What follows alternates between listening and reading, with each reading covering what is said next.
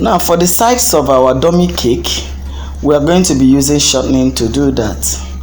And for our shortening, you have to apply it generously. Don't be stingy with it, else your fondant will not stick. And you use shortening only when you are covering a dummy, please. Do not use shortening on the body of your cake. If it is a cake, you use your buttercream, okay, to cover first before you place your fondant. So now it has been about 10 to 15 minutes. We have set aside the side fondant and it is now ready to be used. So now you bring it with the board and immediately lap it on the body of the cake or the dummy. Remember, the dummy is representing the cake here. The dummy is representing the cake, seriously, okay? Next, you now take your smoother and try to lap it the more on the body of the cake. Alright, so smoothing it very well and then trim off the excess. Remember what I'm doing now, I'm trying to join it with the one down, so that at the end of it all you will not see the joints anymore. It will just be left with a very sharp edge. Remember, the under of the dummy is actually going to be the top. So all I did was to join the body fondant with the one under the dummy using the curved part of my smoother. I'm mounting a little pressure there, not too much. If you pressurize your cake so much, the thing can easily divide into two, so you don't have to mount pressure on it. So after this, you just use your craft knife and cut off the excess. Even if it didn't go at once, continue trimming until everything is off and the edge is smooth, okay, because what we want to get there is a very sharp edge without dent.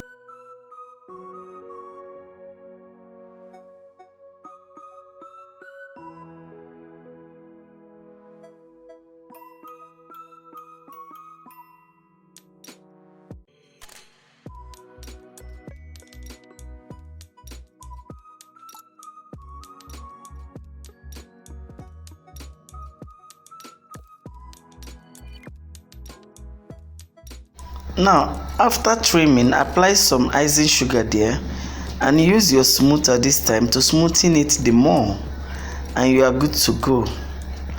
The same thing I did here is the same thing I'm going to do by the sides of the cake.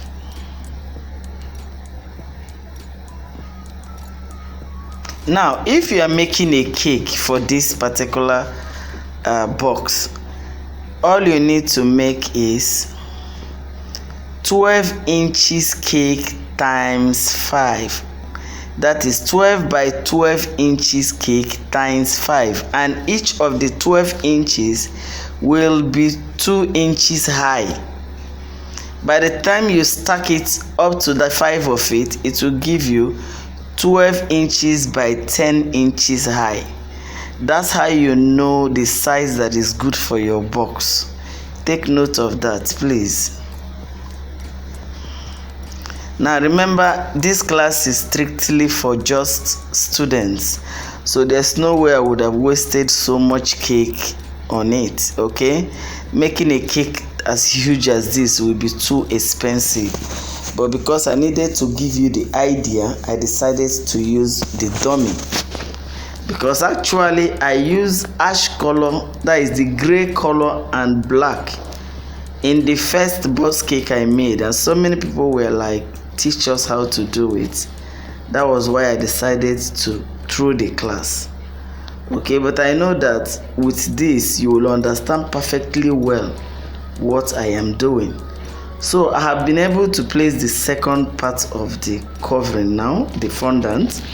So like I said, you still do the same thing, join it with the one down and trim it off, and after that you create your sharp edge using the straight part of your smoother to remove the side, that is the side sharp edge.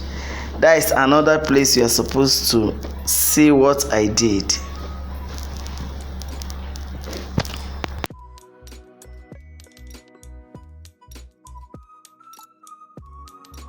If you check very well now, you can see I'm doing the same thing I did the other side. I didn't know that the camera wasn't really showing this part, but you have seen me do it in the other side. All I was doing is to pull to join it down, and after that I trim it off. That is, trim off the excess to create your sharp edge.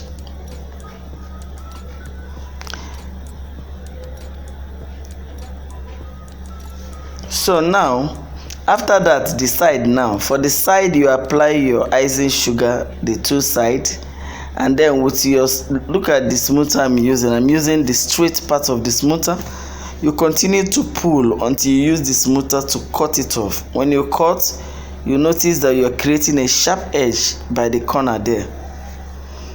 This is what you do until all the corners becomes very sharp.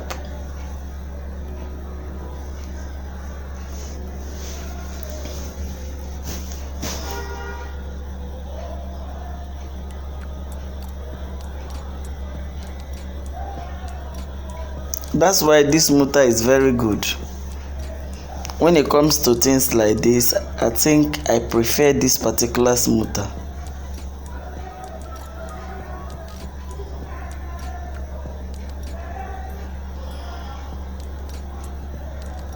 So you continue doing it until you are sure that all the edges are very sharp.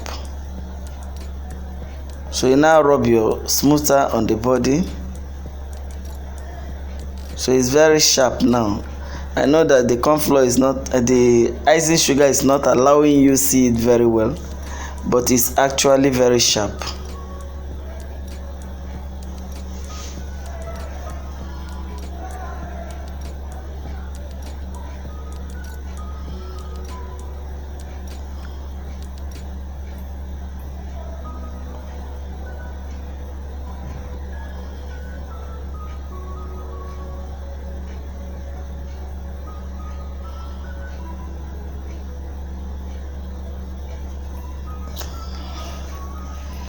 So I do the same thing there, but I'm not going to be showing those ones as that will be wasting of time and repetition.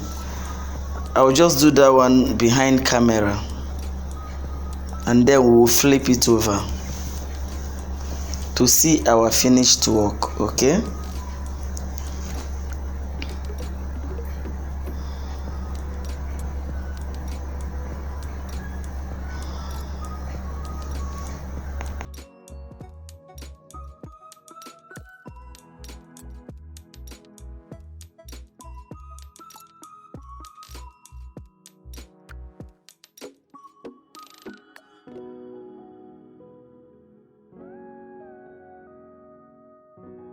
Now, after that, you place your board under and flip it over. That is if it is a cake, but is it because it's a dummy, it doesn't really have weight. I just decided to just turn it and place it on a board. Okay, now this is not the board that we're going to be using to sit the cake for decoration.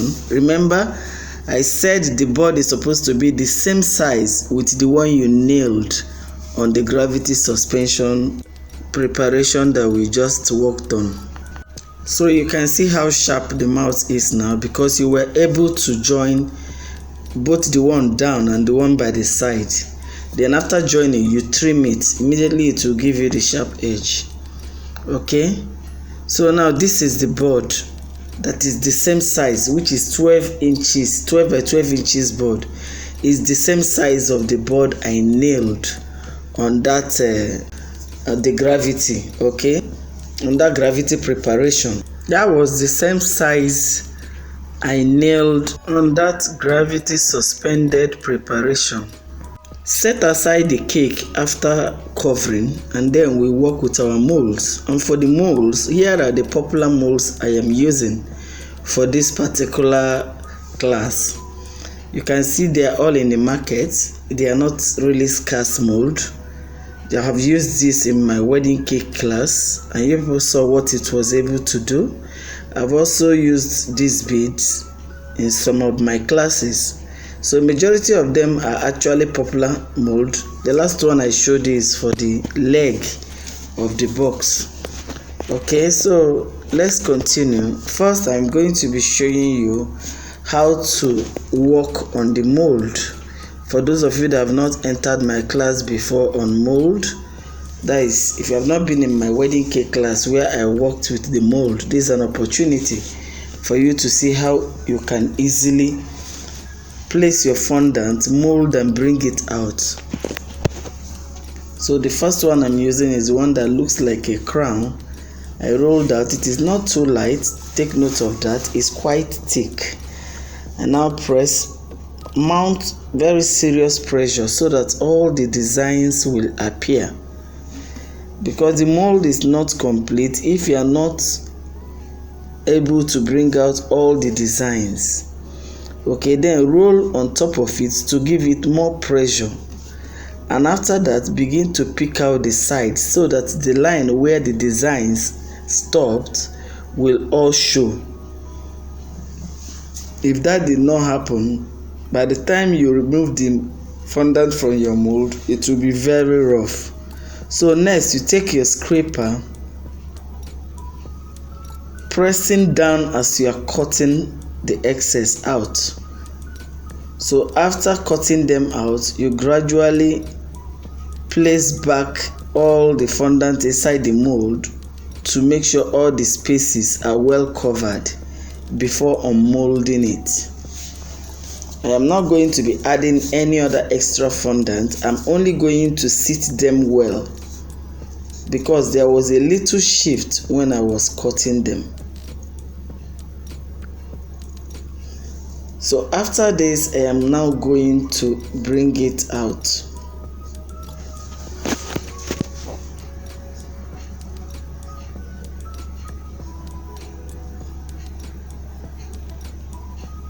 So you can see how neatly it came out.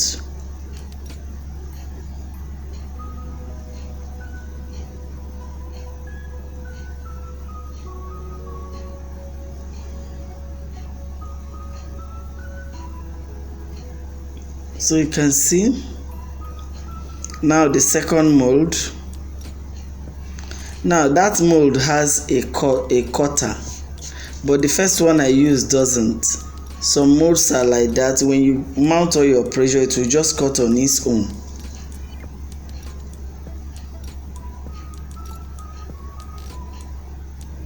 So on the process of mounting the pressure, you notice that it's already dividing. That is cutting out the unwanted paste.